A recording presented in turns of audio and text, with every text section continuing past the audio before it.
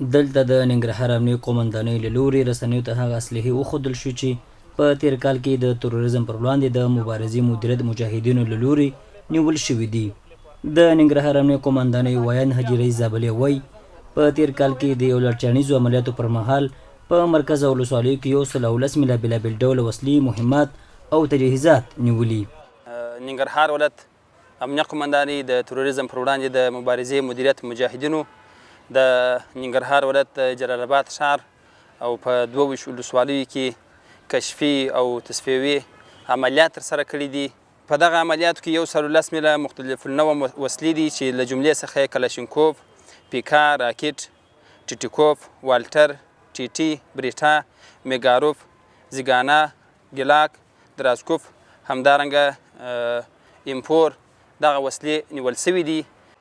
د امنیه قومندانۍ ویان د غرض وایي د یادو عملیاتو پر مهال د 11,000 مرمیو ترڅنګ 95 قطعې پټاکۍ او 8 عدده د MP4 شاجورونه او یو اندازه نور مهمات هم نیولي.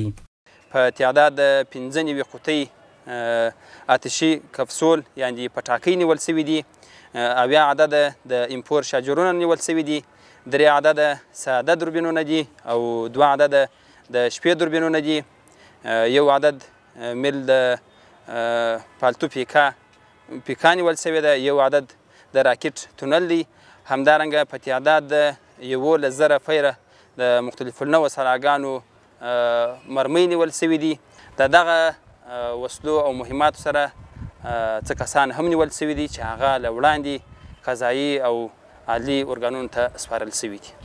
د یادونې وړ ده چې نیول شوي اسلحې، مهمات او تجهیزات د امنیه قومندانۍ د جنایي جرمونو پر وړاندې د مخنیوي مدیریت د ډایک معاونت مسؤلینو ته وسپارل شوي.